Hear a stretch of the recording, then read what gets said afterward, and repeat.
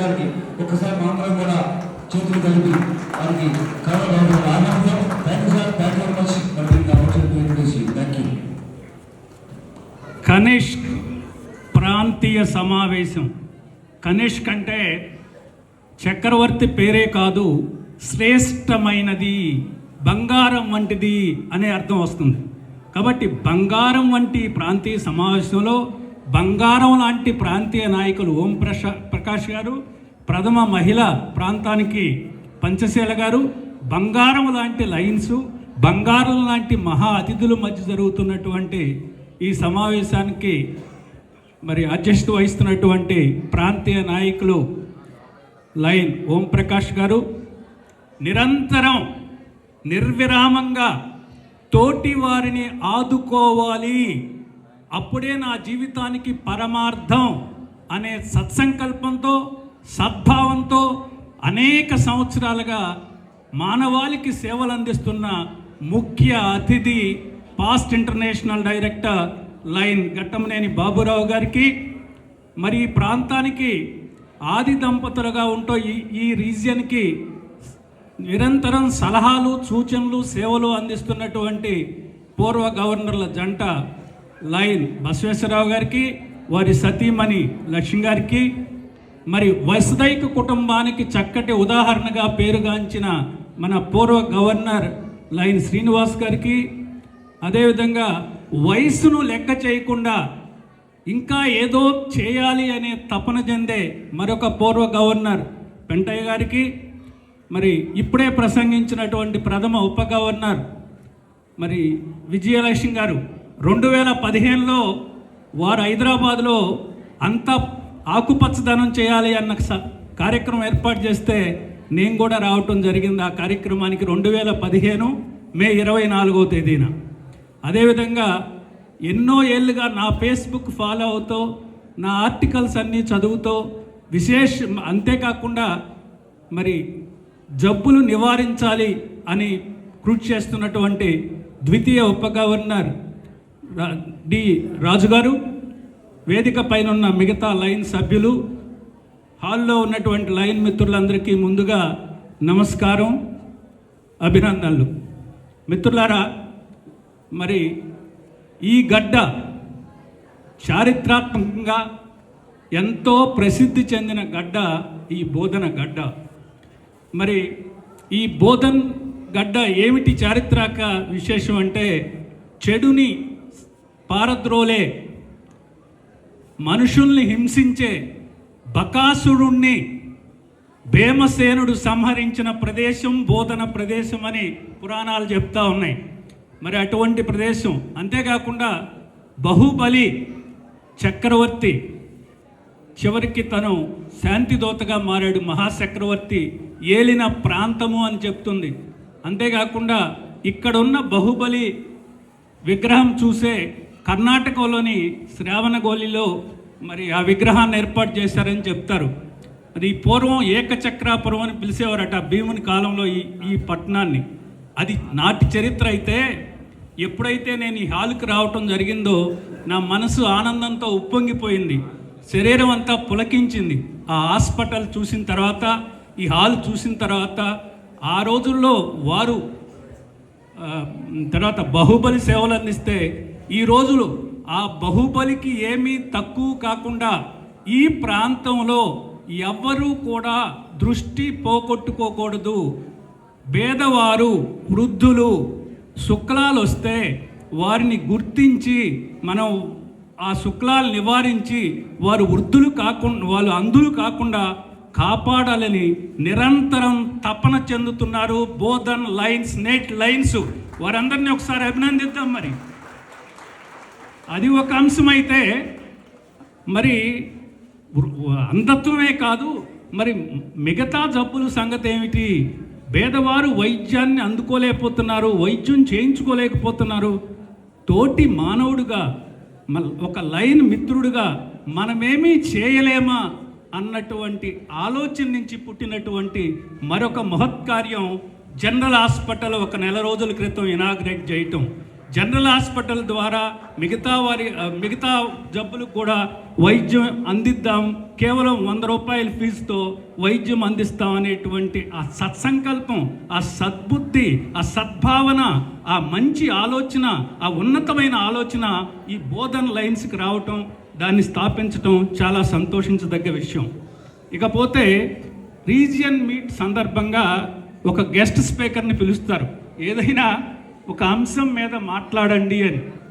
ఆ విధంగా నన్ను మరి బాబురావు గారు, నాగరాజు గారు మరి ఈ ప్రాంతంలో ఈ బోధన క్లబ్కి బహుశా చార్టర్ ప్రెసిడెంట్ అనుకుంటా, మరి వారు నిరంతరం నిర్విరామంగా ఎక్కడ ఏ ప్రేరణ కార్యక్రమాలు ఉన్నా సేవలు అందించడం, అంతేకాకుండా ఇప్పుడు హైదరాబాద్లో నిర్మిస్తున్నటువంటి హాట్ స్పైస్ దానికి ప్రధాన సంధానకర్తగా ఉండటం, అంతేకాకుండా ప్రతి వారం కూడా ఆన్లైన్లో క్లాసులు నిర్వహించడం, వారికి ముందుగా ధన్యవాదాలు చెప్తూ, మరి ఇవాళ నేను మీ అందరికీ ఒక లైన్ లీడర్గా ఎదగాలంటే ఎలా, ఒక లైన్ లీడర్గా ఆత్మ సంతృప్తి పొందాలంటే ఎలా, ఒక మనిషిగా ఆనందాన్ని ఆస్వాదించడం అంటే ఎలా, ఒక వ్యక్తిగా సంతోషాన్ని పొందటం ఎలా అనే దాని మీద ఒక 10 నిమిషాలు ముచ్చటించదలుచుకున్నాను.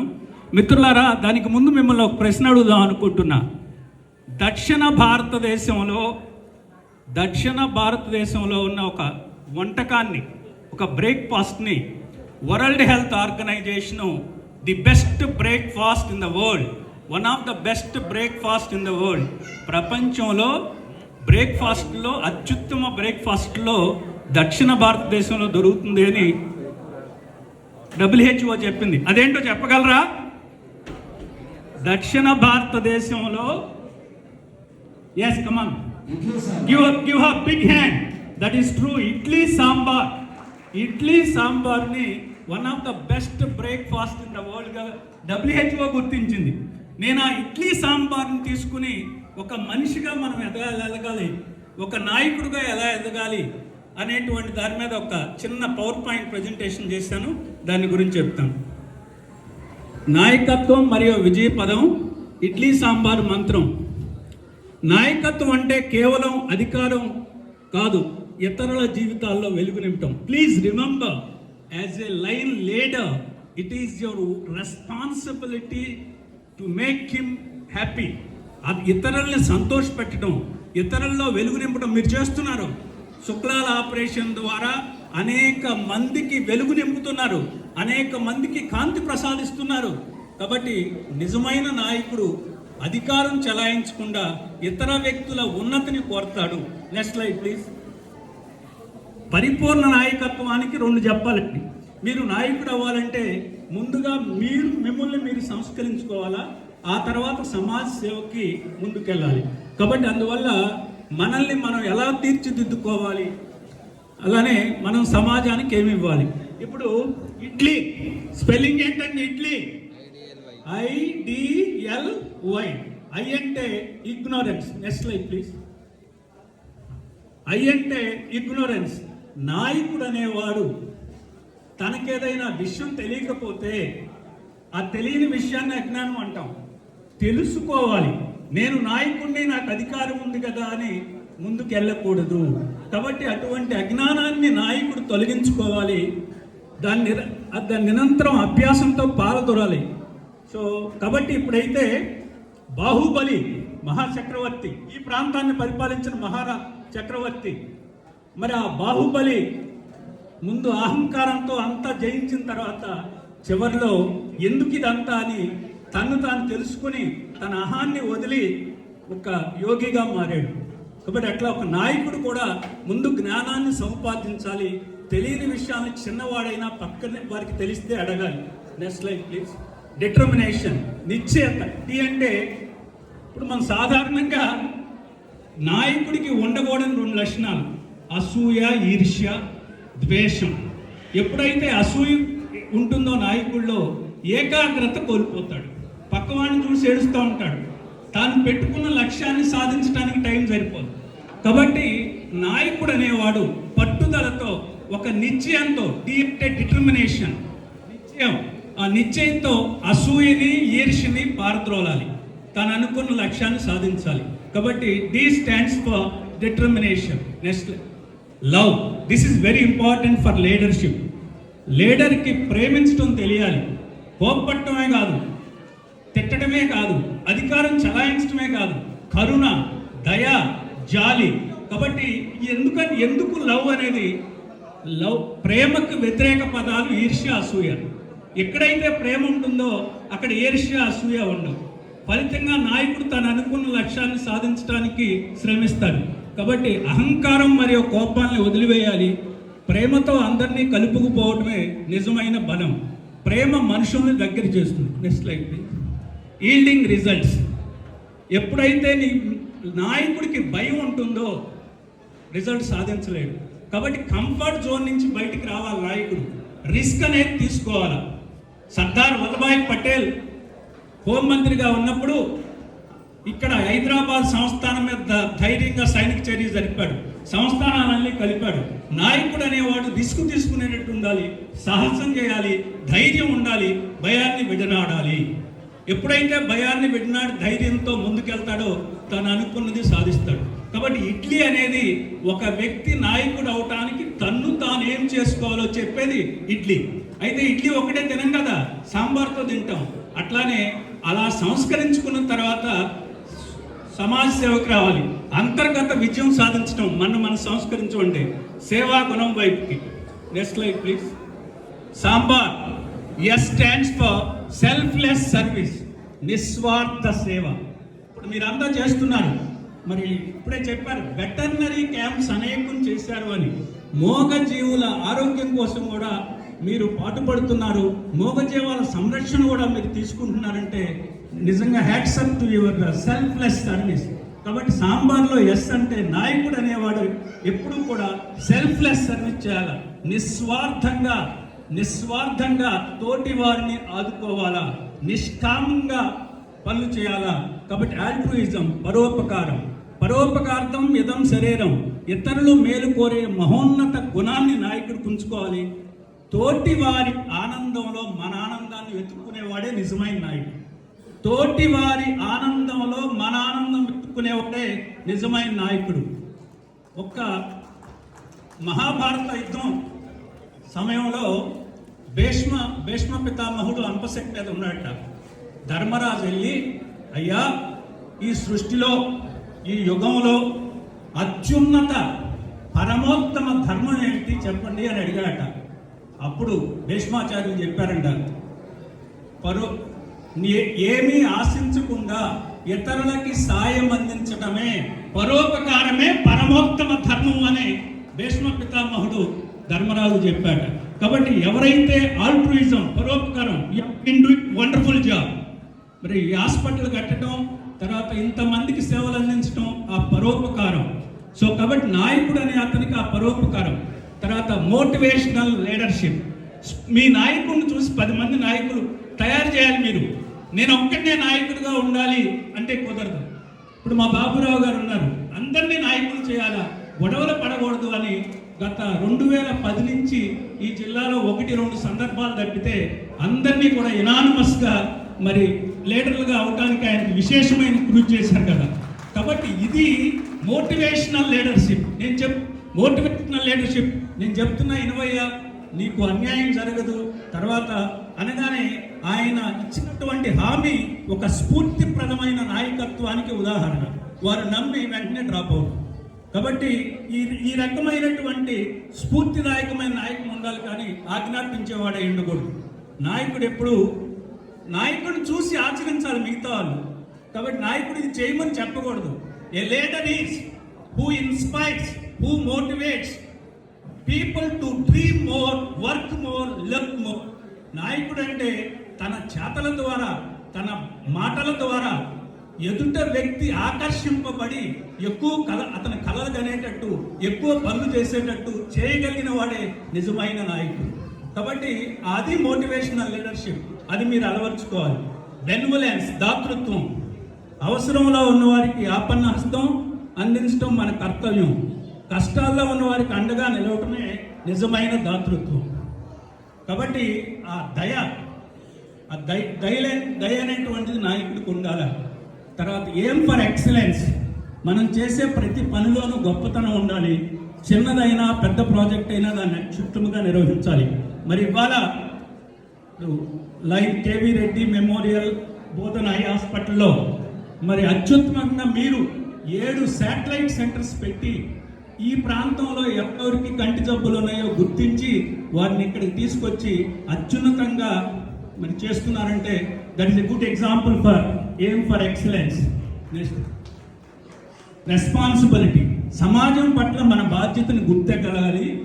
మనం సమాజంలో భాగం కాబట్టి సమాజ అభివృద్ధి కూడా మన మై యంగ్ ఫ్రెండ్స్, ఇక్కడ సమాజం మీరు ఈ స్థాయికి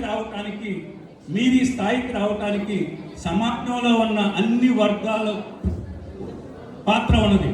మనం చదువుకున్న జడ్పీ హై స్కూల్లో ఫీజులు ఎవరు కట్టారో అందరూ కట్టిన ట్యాక్సుల వల్ల. జీతాలు ఇవ్వడానికి ప్రభుత్వానికి డబ్బులు ఎక్కడి నుంచి వచ్చినాయి?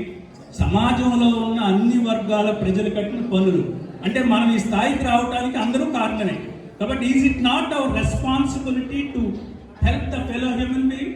Is it not our responsibility to go back to the community or the society అని ప్రశ్నించుకొని మిమ్మల్ని అందరినీ ఈ రీజన్ కాన్ఫరెన్స్ సందర్భంగా ఒక అప్పీల్ ఏంటంటే, ఇవాళ మనం LCIF Lions club international foundation మనం ఇచ్చే డబ్బులన్నీ కూడా LCIF డొనేషన్స్ అన్నీ కూడా తోటి మానవుడిని ఆదుకోవడానికి, ప్రకృతి వైపరీత్యాలప్పుడు లేదు ఒక గ్రాంట్, మరి ఇందాక చెప్పారు ఇంట్రొడక్షన్లో $1,00,000 ఇచ్చారు నేను గవర్నర్గా ఉన్నప్పుడు 2 చోట్ల డయాలసిస్ సెంటర్లు పెట్టడానికి.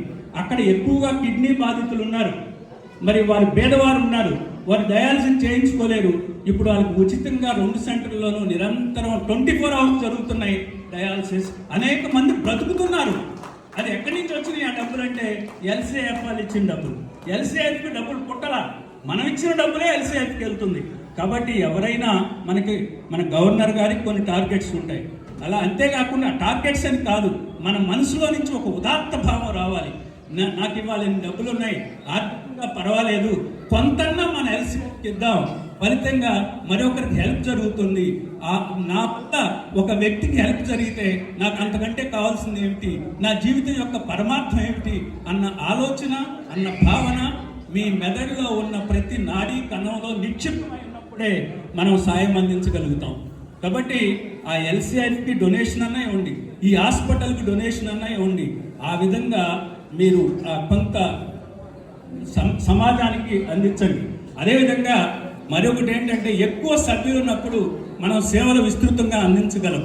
ఇవాళ మన ఇంటర్నేషనల్ ప్రెసిడెంట్ గారు 1.5 మిలియన్ మెంబర్స్ కావాలంటున్నారు. మీ స్నేహితుల్ని, ఎవరికైతే సేవాభిలాష ఉందో, ఎవరికైతే సేవ పట్ల మక్కువ ఉన్నదో, ఎవరైతే సేవ ద్వారా ఆనందం పొందుతారో అటువంటి వారిని గుర్తించి మీ లయన్స్ క్లబ్లో చేర్చి మన ఇంటర్నేషనల్ ప్రెసిడెంట్ గోల్ అయినటువంటి 1.5 మిషన్ కూడా మీ వంతు హితోధిక సాయం చేయవలసిందిగా నేను మీ అందరినీ అభ్యర్థిస్తున్నాను. కాబట్టి ఇడ్లీ సాంబార్లో ఇడ్లీ అనేది స్వచ్ఛమైన మనసుకి ఉదాహరణ. తెల్లగా, రుచిగా, మరి మెత్తగా ఉండేటువంటి ఇడ్లీ మీలో ఉన్న స్వచ్ఛమైన మనసుకు ఉదాహరణ. సాంబార్ అనేక కూరగాయలతో, అనేక మసాలా దినుసులతో చేసి మంచి సువాసన ఇచ్చి మంచి రుచిచ్చేటువంటి సాంబార్. మీకు ఆ సాంబార్ ఎంత టేస్ట్గా ఉంటుందో మీరు ఇతరులకు సేవ చేసినప్పుడు అదే టేస్ట్ని ఆస్వాదిస్తారు. ఇడ్లీ సాంబార్ కలుపుకున్నప్పుడు ఏ రుచిని ఆస్వాదిస్తారో ఇతరులకు సేవ అందించినప్పుడు అదే ఆనందాన్ని, అదే సంతోషాన్ని పొందుతారు. కాబట్టి అలా పొందుతున్నప్పుడు స్వచ్ఛమైన మనసుతో నిస్వార్థంగా ఏది ఆశించకుండా నిరంతరం నిర్విరామంగా తోటి వారిని ఆదుకునే వ్యక్తులుగా మీరు మారాలని నా అభిలాష, ఆకాంక్ష. నాకు అవకాశం ఇచ్చి ఎంతసేపు విన్నందుకు మీకు ధన్యవాదాలు తెలుపుతూ ఒక్కటి చూడండి, లాస్ట్లో జ్ఞానంతో కూడిన సేవను అందిద్దాం రండి, మన అంతర్గత శక్తిని మేల్కొని సమాజానికి వెలుగునిద్దాం. ఇది దాని సినాప్సిస్. నేను చెప్పిన దానికన్నిటికీ సినాప్సిస్. ఇడ్లీ సాంబార్ మంత్రం, నాయకత్వ సూత్రాలు. So wishing you all success. God bless you. Once again thank you to 1.5 for listening to me.